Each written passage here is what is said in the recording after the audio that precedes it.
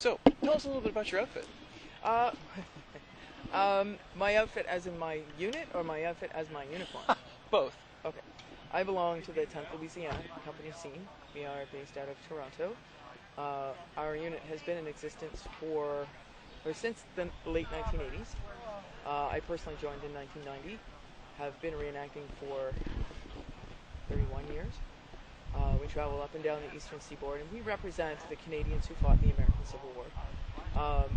An even smaller pocket, we represent the Canadians who fought for the South in the American Civil War, of which they figure somewhere around 10,000-ish who did so, not just all in one place, they were all over the place. We chose Louisiana because it is a port state. In Baton Rouge, they had a major international port there, so there were a lot of people who came from all over the world and lived in those regions, and when the war broke out, they were substantial enough that they wanted to, like their beliefs were substantial enough that they wanted to join up and be a part of it. As far as my own kit, I'm a Confederate soldier, typically would be wearing like a butternut, which is the brown that you see, or the gray. There are a lot of different shades of gray that exist within the Confederacy. There's no actual uniform color that they would have used. Louisiana at the start of the war for the first year and a half to 2 years had actually the brown trousers that the sergeant that just walked by and the dark jacket. It's called a Richmond gray. And then as uniforms were starting to be more closely prepared, they would get more similar uniforms, and then we sort of migrated over to a more gray kind of color that, because of the natural dyes, would fade out to a wide variety of colors. There would be greens, there would be browns, it just depended on what kind of dyes they used. And most of their uniform stuff was not made in factory or manufactured like in the northern states. It would have been almost cottage industry.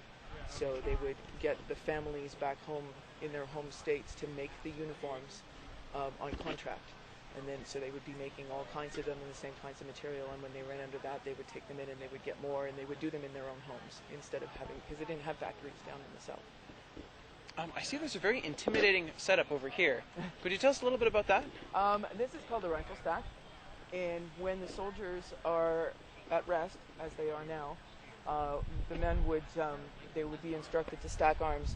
So each man stands shoulder to shoulder, and they each have a rifle. 4 men together make what's called a mess, comrades in arms. And so those 4 men work together in the field as a small little squad in the whole company. But they would also eat together. They would bunk in their dog tents together. They would shebang it, whatever, keep each other warm at night in the wintertime and all that kind of stuff. Because today's day and age, it's not quite the same as what it was back then. I mean, the value of body heat is insane for them. So, and when they're up in Virginia, coming from the deep south, there's a big difference in the temperatures at night and stuff, and in the wintertime, they're not used to it. So they would literally stuff 6 or 7 or even 8 guys into a tent that size and just mash themselves in there and share the blankets that they do have so that they could survive through it.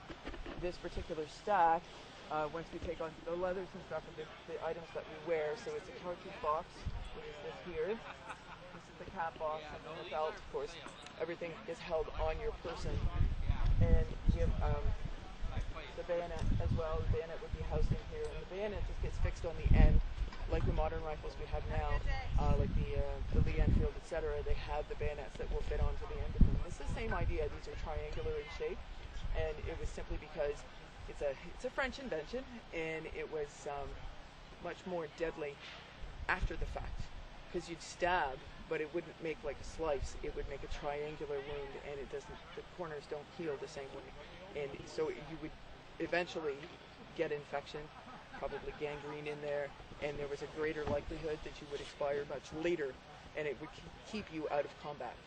So they were already effectively, even if you weren't dead, you were wounded enough that you wouldn't be able to participate in the actual fight, which is a good way to wage war. It's not very nice to be stabbed with one, though. And then there are 3 rifles that make the tripod, and then the 4th one is, or any others would be leaners. They just sit on top of it. And it's just, we would do this if we were at rest, if we were in camp, for the night, normally there would be a row of stacks, and they would be all really straight, and the flag would be laying on top of them, and that's how they would be left until we were told whatever our orders are and where we're going and what we're doing. If they were going to break for the night, we'd break down the stacks. We'd actually sleep with the rifles. Okay. I see on there, one of the buckles says CS, and your buttons also have little USA pendants on them. Okay, so CS, Confederate States. When the Confederacy formed, they removed themselves from the United States of America. They removed themselves from the federal government. In doing so, they created their own country. So now we have the Union, which is USA, which you often see on them. These ones I think say CSA as well. Confederate States of America, they had to do everything from the start. They had to make their own money because they didn't have a bank. They had to create their own bank, get the funding, build. So all the states down there had their own banks that they printed their own money from, and all of their tax money and stuff would go to the federal government of the Confederate States of America. And if you were a Confederate soldier, if you had anything that had a U.S. stamped on it, you would actually turn it upside down. Because if you take a federal, the U now turns into an N because it's upside down. Southern nation. So it was totally acceptable if you picked up any kind of Union gear just to turn it upside down if it had any insignias on it. So now it was a Southern nation, and that was totally fine. CSA, again, Confederate States of America, a country that exists for 5 years-ish, right? And it was born of desperation to get the federal government to understand that they did not want to do all the things and pay all the excess taxes and stuff that the federal government was charging them. They wanted them to listen. It's all agrarian. It's mostly farmers, plantations, etc. Yes, slavery was a part of it, but their lifestyle was being threatened. Their homes were being threatened. So they wanted to remove themselves from that and reestablish themselves as their own country. As a result of that, the government, Abraham Lincoln, and his government were not happy. Ultimately, there were enough pressures placed on that the war began. In those pieces, it was truly about the agrarian farmer protecting his home, protecting his lifestyle.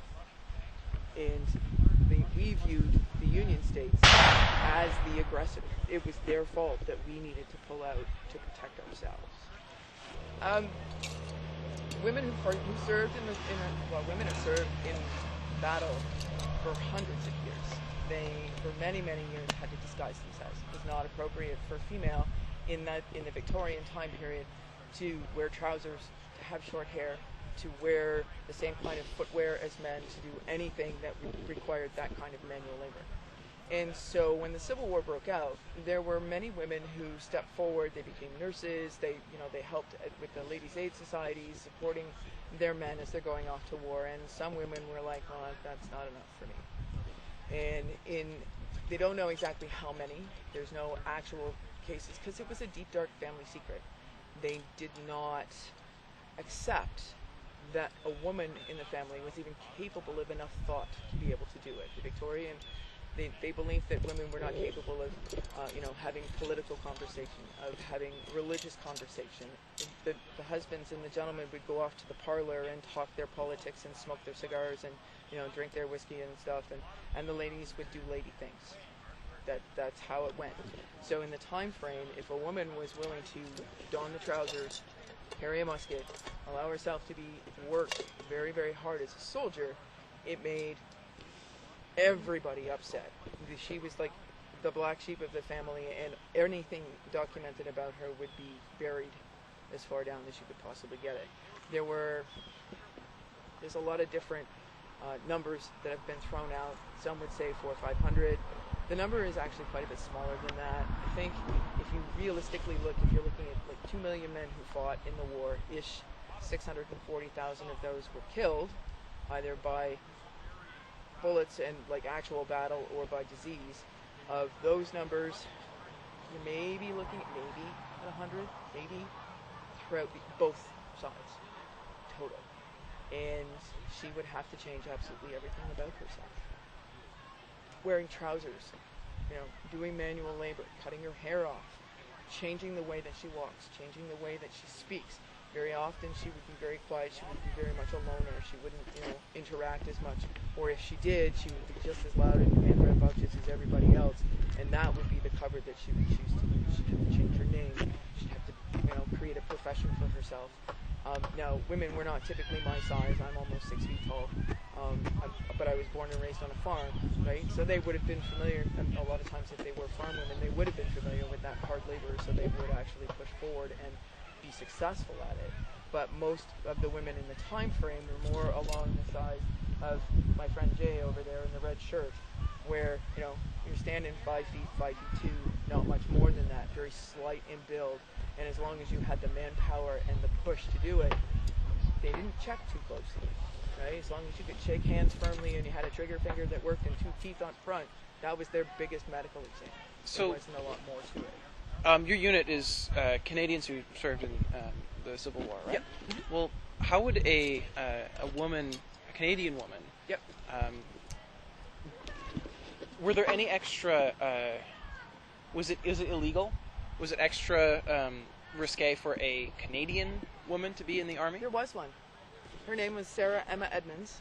She lived in her family lived in New Brunswick, and when she was 16, so 1858, 59, somewhere in there, she ran away from home because her father was trying to arrange a marriage for her to a much older alcoholic man, and she did not like him, and she didn't want to be controlled in that way, so she ran away, and she ran away to New York City, and she worked in New York City. She became a bookseller, but she dressed as a man and lived as a man because it was much safer for her to do so on her own. Legality speaking, no.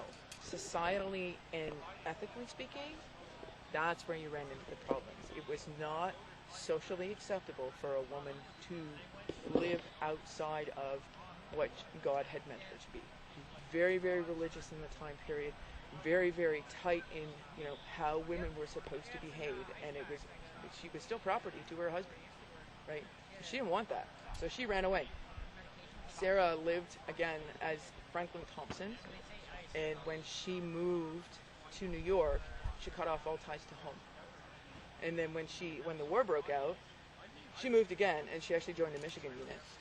Served as a soldier for a year and a half, got wounded, was almost discovered by medical, but a nurse found her out and helped her to escape so that she could get away and convalesce on her own. After that, when she came back, she'd healed, but she was not able to do the work of a soldier anymore, and so she was hired by the military to be a spy. Funny story about her, though, is that as it turns out, her messmate, her trial partner, was homosexual. And because they lived in the same tent and they were comrades in arms, they spent all of their time together and they kind of knew each other's secrets. She took him home to see her family while she was still as a soldier, and her family didn't recognize her. But the thing is, homosexuality at the time was not an acceptable thing at all. You buried that piece. So the fact that the two of them had found a way to help each other out and make their peculiar predicament is pretty cool. After she finished being a soldier, she became a spy for a while. She did contraband. She traveled a lot over and back on the lines, gathering intel for the Union. But as far as legalities go, there was no actual law that said that women couldn't serve. It was just an understood societal practice that you just didn't cross. Lesley Peplinski.